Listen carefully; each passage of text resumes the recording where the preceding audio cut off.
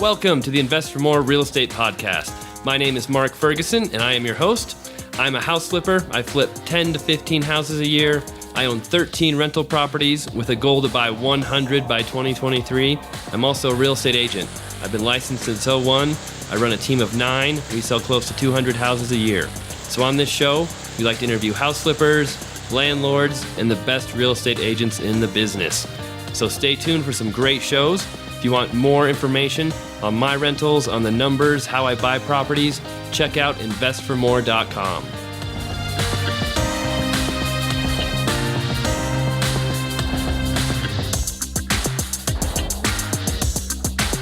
Hey everyone, Mark Ferguson with Investfourmore. Welcome to another episode of the Investfourmore Real Estate Podcast. Just going to be me today. I have a lot of really exciting things to talk about. I am sitting in my office right now, staring out at a blizzard outside in Colorado. I just got back from Florida last night, so perfect timing. But I really want to talk about Florida, what I found down there, why I went down there, and some other things that are going on in my investing world right now. Lots of information on rental properties, picking a market. But before we get into that, I have a couple of other really exciting things going on. As many of you know, I have a few books that I've written and self-published. And one of those is Fix and Flip Your Way to Financial Freedom. That book I was able to publish in paperback earlier this year, which was pretty exciting. Not an easy thing to do, but I got through it. And I'm running a contest right now. For anybody who buys the book, leaves me a review on Amazon, you'll be entered into a contest to win a complete blueprint for successful real estate investing. So that blueprint program, face value is $997. We do 2 coaching calls a month, email coaching with me. There's audio CDs, MP3s, over 300 pages of information. A ton of stuff comes with that program. So if you're interested in that, if you've been interested in that program, all you have to do is leave a review on Amazon for that book or any of my other books as well. You will get entered once for each review you leave, and then send me an email letting me know you left that review just so I make sure I see it. Mark@investfourmore.com.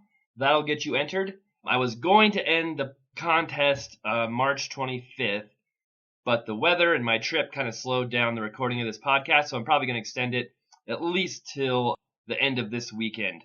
So that would be March 28th. I think I'll pick a winner.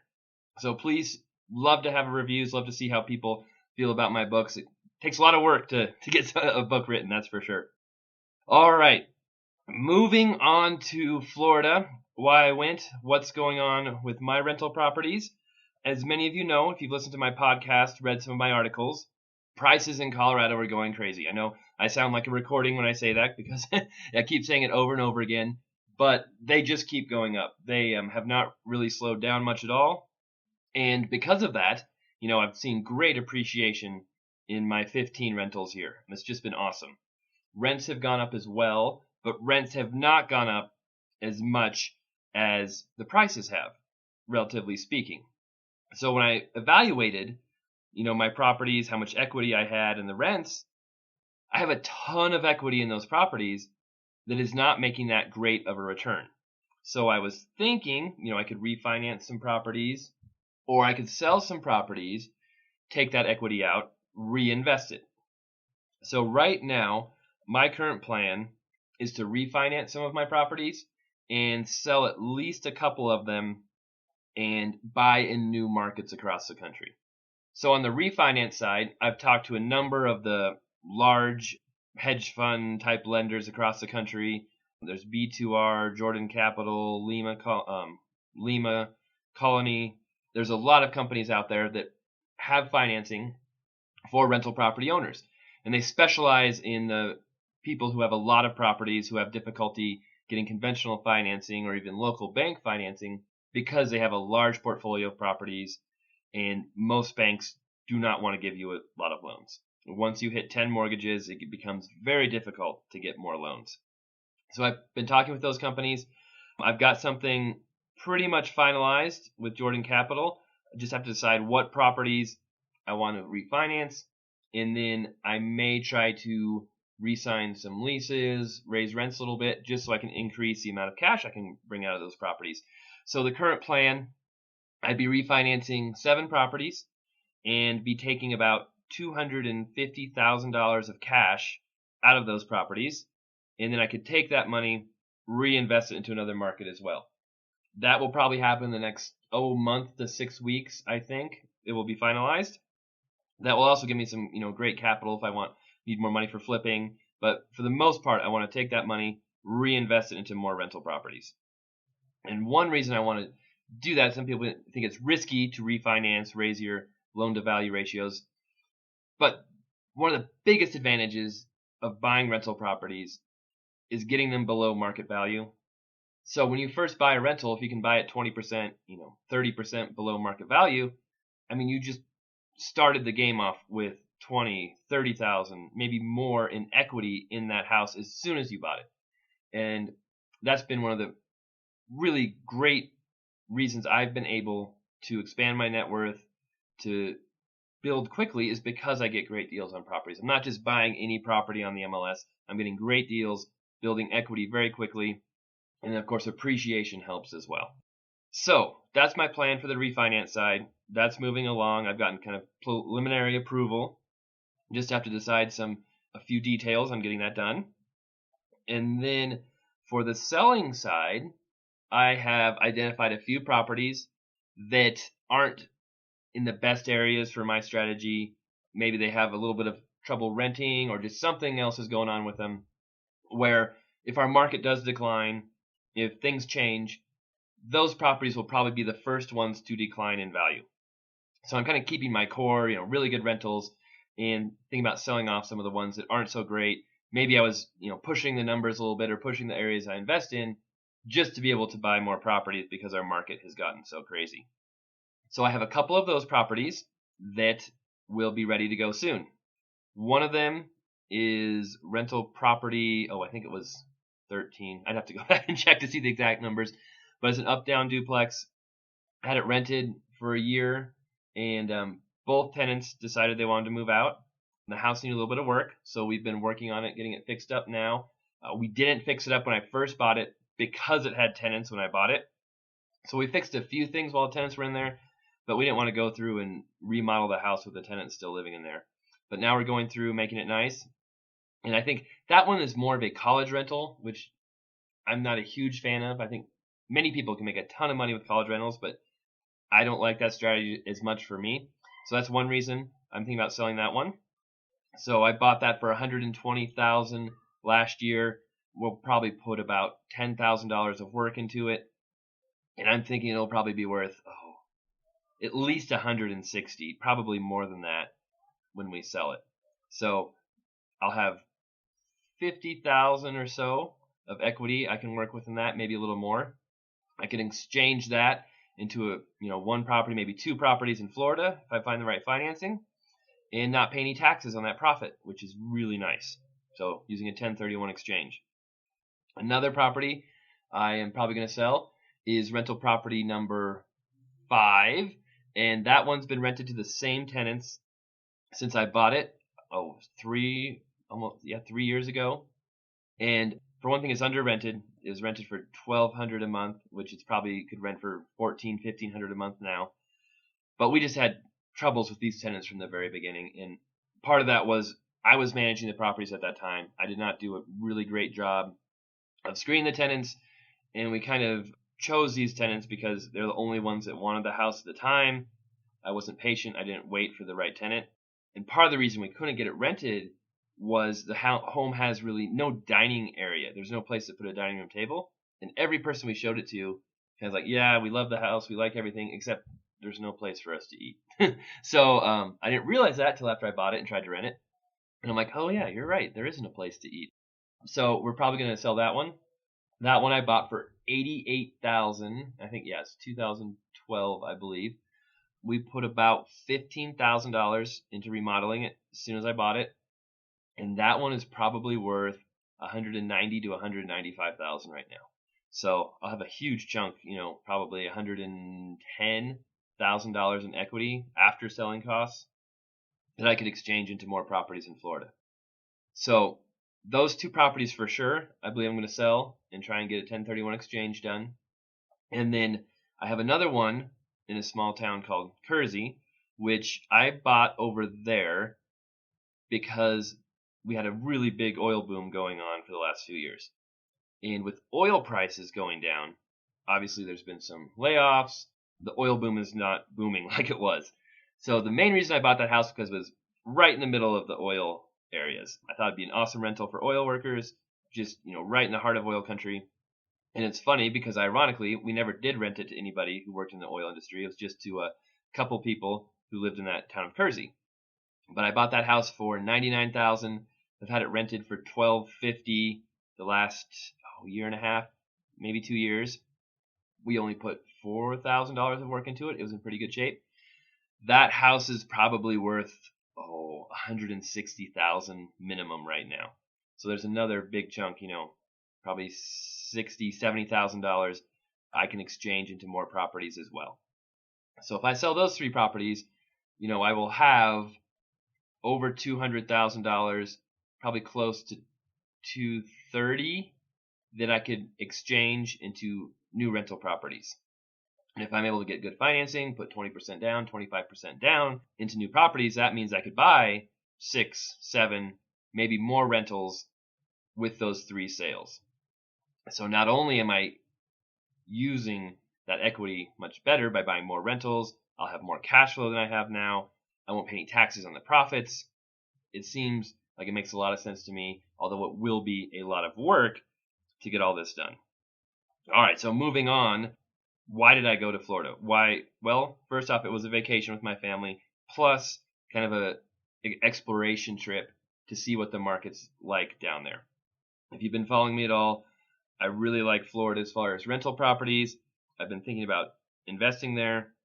Before I buy anything, I wanted to go down there, visit the areas I was interested in, see what they're like personally, meet some people, meet some agents, meet some lenders, and then kind of give me an idea if it's worth pursuing even more, investing, was it 1,500 miles away, 2,000 miles away from me.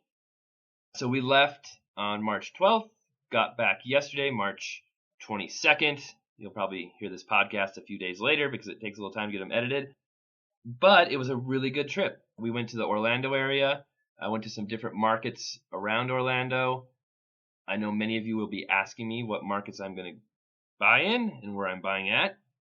And many of you are not going to like this, but I am not going to publicly say where I'm buying at least for the immediate future. And the reason is these are very small markets. They are not big. There's not a lot of inventory. There's not a lot of properties for sale there. And if I told everybody where I was investing, I think it would hurt myself greatly in my ability to buy properties there. So what I've decided to do, I am letting some people know where I'm investing if they're in my coaching programs. And that's who I'm limiting it to at this time. But I will tell you, it's in the Orlando area. And there's another area in Florida too I think would be a great place to invest in, but I haven't explored that area yet. So why did I pick Florida? What really stuck out in my head? There's a lot of things to consider. So when you're buying out of state, there's no perfect market. A lot of where you invest is going to be based on some of your personal factors, how close you are, how comfortable you are, how well you know an area. And the first thing I always look for is, do I know people? And luckily with my blog and my website, plus being a real estate agent and an REO agent who sells foreclosures, I have a really big network of investors, of real estate agents, of people I know across the country. So that wasn't a huge difficult part for me because I know so many people. But for others, I think if you have some connections, know some people in an area, it will make your life so much easier investing there. That's one of the first things I would look for. And then one of the other things you really want to look for is price point. So most people want to invest in new markets because properties are too expensive where they live or there's just no cash flow. If you're in California, if you're in New York City, if you're in Seattle, if you're in Denver right now, prices are so high that it's just really, really hard to cash flow on rental properties. Normally the higher prices are, rents just do not catch up with the values, relatively speaking. So many people are looking for other markets to invest in. And plus, when prices are $400,000, $500,000 for a property, it's really hard to get the down payments together. it's really hard to buy multiple properties because it takes so much money to buy a rental when prices are that high. So one of the first things I looked at was, where are prices lower? Where are good price points?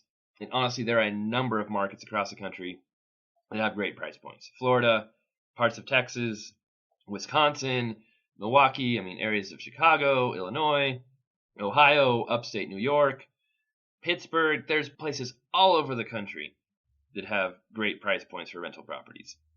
So then once you see the price points, I kind of want to take a look at what the rents are. What's the rent to value ratio for those properties?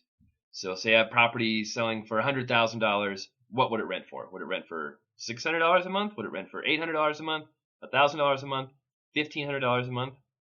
A lot of people think that, the price to rent ratios they see in their market is going to be what they see everywhere. If you can buy a $100,000 house and it rents for $800, people feel, well, that's probably what it's going to be like all over the country. But that's not true. There are huge differences in how much properties rent for compared to what you can buy them for, based on a number of factors: the economy, the demographics, taxes, supply, demand, population increases, decreases. There's a number of factors that affect that.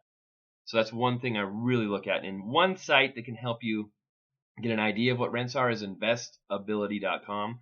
I use that site quite a bit. But what you want to see is just a general idea of what properties are selling for based on what the rents are going to be. Now, if you can't find any awesome deals, or homes are selling for $100,000 but they're only renting for $900, that doesn't mean it's a bad market, because remember, you're just looking at a few houses for sale at that particular time, whatever website you're using, and you want to get really good deals. So if you're patient, work with a great team, you're probably going to be able to buy houses a little cheaper than what you're finding online at any given time. So don't lose hope just because what you see on your first day or your first hour looking online doesn't have great numbers. The numbers in Colorado on the surface were not great for me when I was buying 3 or 4 years ago. But I was buying really cheap homes that needed work because I knew how to get great deals, which made the numbers work awesome. All right, so besides looking at price points, rent to value ratios, there's a number of other things I've looked at. Price trends. So houses are selling, or the median price is $100,000 in the market right now. What was the median price a couple years ago or 5 years ago? Was the median price $50,000? Have prices been shooting up? Was the median value $200,000, a few years ago? Have prices been dropping? Or did they drop really fast and are they starting to go back up? I don't think there's any trend that's really bad to invest in, except for maybe areas that are seeing huge increases in values, because you have to look at so many other factors to see if the value increase can be supported by local economy, wages, incomes, all of that. But I am not scared to invest in an area that has prices that are decreasing, or prices that have decreased but then have stabilized. I don't mind investing in an area that is seeing steadily increasing prices. One thing I really like about Florida is their prices were really high, before the housing crisis. Many areas saw median home values over $200,000. Other areas much higher than that, depending on where you're looking. And many of those areas saw prices cut in half. They decreased 50%. And Florida is starting to recover now, but they're nowhere near where they were before the housing crisis. And there's a number of factors, I think, that contribute to why prices have not got caught up to where they were before, like they have in other parts of the country. And one of those factors is it takes about 935 days to foreclose on a property in Florida. That's almost 3 years to complete a foreclosure. So there's still a ton of foreclosures in Florida, even though their economy is doing better, people are moving in, and housing prices are increasing. So there's still opportunity to get great deals, and there's still decent inventory in some areas for properties. So that really attracted me to Florida. And then the economy, like I said, the economy is doing better. Florida became the third or fourth largest state in the country, passing up New York recently. So many people are moving in to the state. That always pushes prices up. And they didn't build in Florida for the last 7-8 years because the housing market was so bad, the economy was so bad. There's no new construction going on. And that's exactly what I saw in Colorado.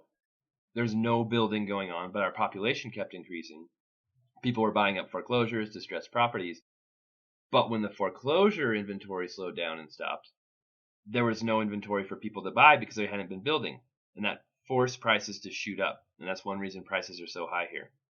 Plus, the cost to build in Colorado was pretty high, which is something else I would look at in a market. If you're looking to invest in an area, are they building new construction? How much does it cost to buy new construction? And what can you buy existing homes for? You can't get a house much cheaper than a brand new house. That might not be that great of a deal because they can just keep building, keep increasing the production of new construction homes, and you won't see prices increase that much. But there's a lot of different things to consider. All right, something else to look at when you're investing in a new market are the industries, obviously. We saw Detroit crash and burn a while ago, mostly because they're dependent on one industry, the auto industry. And when that went down, the whole town went down. Now it's come back up, not to where it was before, but Detroit is recovering. But that's something I look at too. Am I investing in an area that only has one industry? Is it only tourism? Is it only the auto industry? Is it only, an iron mill? There's lots of things to consider. If that one thing goes down, will the market crash? And I don't want that. I want a diversified industry. I want many different economies, lots of different things going on. People look at northern Colorado and thought that our economy would crash once oil prices dropped so much because a lot of our economy was pushed by the oil drilling, oil wells. However, we have a lot of other diversification in our area. Lots of agriculture. We have manufacturing.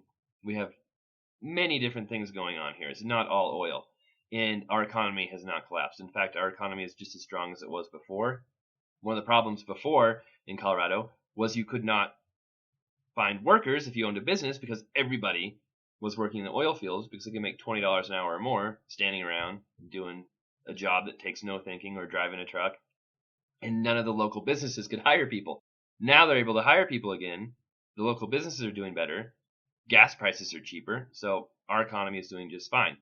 But you do have to look out for areas you invest in. Is the industry based on one thing? And that scares me a little bit if it is. Finally, another thing that affected my decision was, we looked at different places in Florida. Do you want to go there? Is it a decent place to visit? I think if you're going to be investing in rental properties, hands-on, trying to get great deals, really taking advantage of buying rentals below market, getting great cash flow, you need to visit the area. You need to be there at least a couple times a year, if not more. So if a place is fun to go, if it's fun to visit, if you can take vacations there with the family, you're probably going to be better off than choosing somewhere that's miserable. You never want to go there. There's nothing to do. And you don't ever want to visit to see what your properties are actually doing. So that's something that I considered was, we're going to take a family vacation. We want somewhere warm. We love the beach. So that also helped us a lot investing in Florida. All right. When I went down there, one of the things I really want to do was meet some people, start building a team to help me invest, because that's one of the most important things you can do investing out of state. You have to have good agents, or one good agent, real estate agent. You might need a new lender, property manager, contractors. So when I look for agents, I reached out to my network of people. I reached out to agents who had done well in the area, who were selling a lot of houses. And that's kind of how I figured out who I wanted to work with. And I actually met with a few different agents, not just one, down there. And there is a huge difference in the quality of agents. And I did meet one who was awesome. A couple others were okay. So very happy I did that. You can kind of tell how much someone knows about an area, how experienced they are when you talk to them. One thing that turned me off a little was one agent who was, in a town of about 20,000 people, had to use his GPS to find every single house he showed me. Like, that seemed a little strange to me. So, but agents are very important. Picking one thing I really like to do to start off with is finding foreclosure agents who sell a lot of bank foreclosures, HUD homes, because one, a lot of times they have really good inventory, they have homes that need work, and they also might work with investors because the people looking to buy those homes many times are investors. So I try to talk to them, get with them first. Plus, I have a large network of people in that industry as well. Once you find an agent that's really good, they can also help you build the rest of your team. So one problem I've talked about is, financing more than 10 houses. I've got 15 mortgages now, but part of the reason I've been able to do that is because I have an awesome local lender in Colorado. But they do not work in Florida. So I can't just use them in Florida. I have to find a new lender. Some of these national lenders I talked about before, Jordan Capital, some of the other guys, they will lend down there too, but their rates are a little higher. Not sure I want to use them yet. But the agents I've talked to have given me numerous contacts for local lenders in the area. I've talked to a few of them, and I think I've found a couple lenders in Florida who are portfolio lenders who will give me very similar rates and terms to what I have in Colorado, which is awesome. So one of the lenders in Florida will do 30-year amortizations, about 4.5% interest rate on a 5-year arm. So the interest rate would be fixed for 5 years, and it could adjust after that 5 years, but it doesn't have a balloon payment. So it's very similar to the products I have here in Colorado. I'm talking with a number of other lenders as well to see if I can get something, backup plan, different lenders, just to figure out something down there, which would be fantastic if I could find a similar lender to what I have here down there. Property management is huge. You have to have a good property manager if you're going to buy out-of-state properties. There's no way I try to manage them myself from 1,500 miles away. Again, the agents I've talked to down there have given me referrals. I've talked to different property management companies, and one of the agents even manages properties himself. So I haven't completely explored all the property managers yet. That's on my list of things to do, but definitely have some possibilities there for finding decent property managers. I have a really good article on how to find a property manager that I'll link to. But yeah, very important when you're investing. And then finally, contractors. Again, contractors will be a very big piece of the puzzle because if I want to buy properties that are great deals, many of them might need work, and I'll need a contractor to help fix them up. Another reason why it's nice to work with REO agent, foreclosure real estate agent, is because many times they have to fix up properties for the banks, and they will already have contractors they work with, people they can connect you to, help you start that search for good contractors. So definitely a lot of work going on when you're trying to invest in a new market. It's not something you can just figure out in a couple of days. Contractors, the lenders, the agents, visiting the place, picking a market, it's a lot of work. It takes a lot of time. But if you want to make a lot of money with rental properties, if you want great cash flow, if you want to find a place that will make you money every month, plus has great upside for possible appreciation, it won't be easy. Everybody would be out there doing it if it were easy. All right, so a few more things to watch out for. Some things I learned out in Florida. Different markets have different things going on with their housing. Colorado is completely different than Florida, obviously. I mean, most houses in Colorado have basements. You can't have a basement in Florida unless you want it to be underwater all the time. So many of the pipes are in slabs. Hot water heaters, laundry rooms are in the garage. You can't have that in Colorado or everything would freeze. So many different things. Many of the places I saw were still on sewer and septic that were in towns, and you just don't see that much in Colorado either. But one thing I discovered was in some of the towns I was looking at, it may be $1,500 to hook up to the city or county water, where in Colorado, in my area, it's $15,000 or $20,000 to hook up. So huge differences in cost down there for different things. Utilities can be more expensive for electric, for gas, for water. Insurance is something to look at because you're in Florida, you might be in flood zones, have to have higher insurance because of hurricanes. Many different things going on. HOAs can be different. Local codes. Every code is different in most counties. Different states have different codes. Those are things you need to pay attention to. You need to know how strictly the codes are enforced, what you can and can't do. If you're selling a house, you have to have things updated. Another thing that we very rarely, if ever, have in Colorado are termites. You just don't worry about that here. But it's a huge deal in Florida and something you really have to look out for. So in Florida, they have CBS homes, which are concrete block systems. At first, when I first saw CBS, I had no idea what it meant. I'm like, is that some kind of manufactured home? Is that a mobile home? But no, it's actually a good thing. Basically, you build the home out of cinder blocks, so it's stronger. The insurance is cheaper because there's less chance of it being damaged in a hurricane. And then there's less chances of getting termite damage because it's concrete block. There's not as much wood. So I learned so many different things. Something else that I looked out for that I tried to learn while I was there is not just the towns to invest in, but neighborhoods. There's a big difference in neighborhoods in different towns. If you go to some of the big cities like Orlando or Jacksonville, neighborhoods change from street to street, sometimes even house to house. It's really tough to figure out those areas. And that's one reason why I chose some smaller towns to look at, because it's easier for me to figure out the neighborhoods, the local economy, and the local housing market. For me to explore all of Jacksonville would take months, and I still probably wouldn't know the local nuances of neighborhoods and different things going on.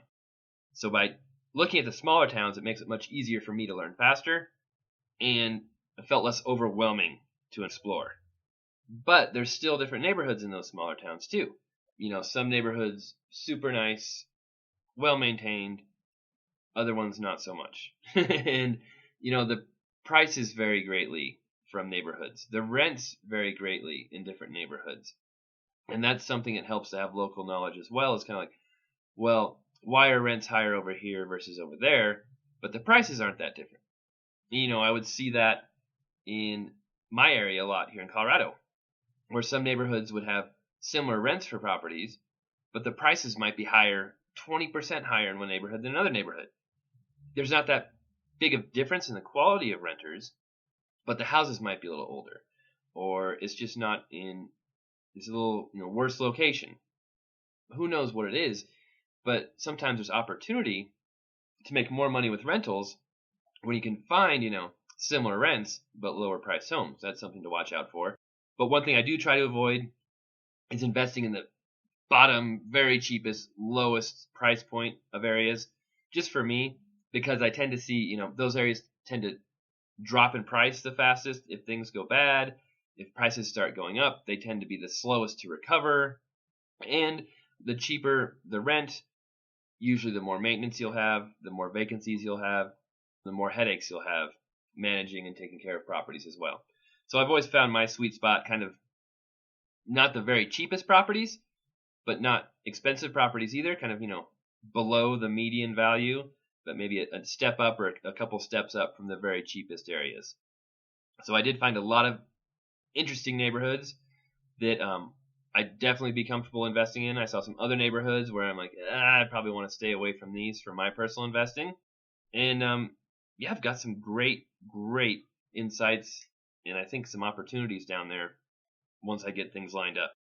And I would say too, I hear a lot of people say, well, I don't want to buy a rental where I wouldn't want to personally live. I hear that a lot from people, and I think that's a really silly thing to limit yourself to, because we're all different. Every one of us, we're all in a different situation. Some people like living in neighborhoods where other people don't like to live in. Some people like renting in those neighborhoods. Other people don't. So I wouldn't limit where you buy to where you would personally live. I would look at the other factors. Look at the cash flow, look at the maintenance, look at the vacancies, look at how much management it would take.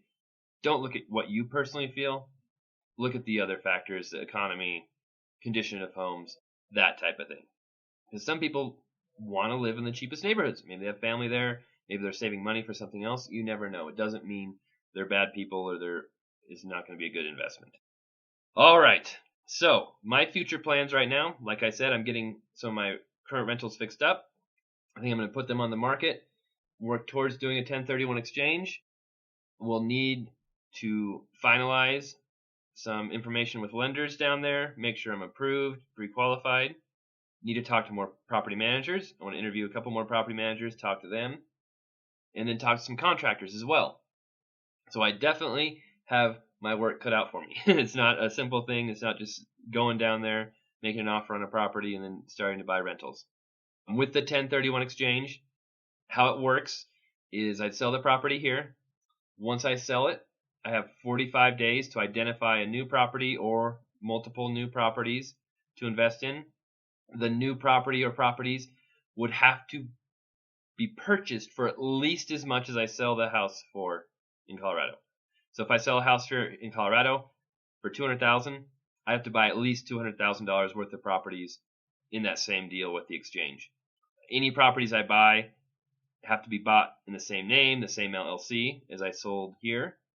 Any cash I get out of the sale from the property here would have to be reinvested into the new properties as well, or I could pay taxes.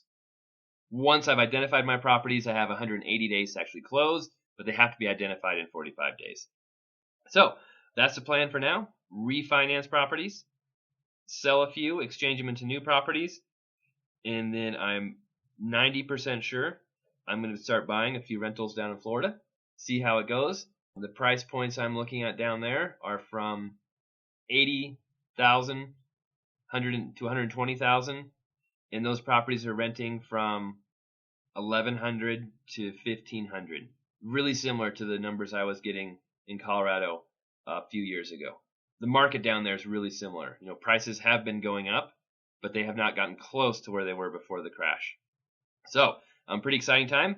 We'll see how it goes. I had an awesome time on the beach as well, so it wasn't all business. And yeah, coming up, like I said before, please check out Fix and Flip Your Way to Financial Freedom. Leave me a review to get entered in the contest to win a complete blueprint.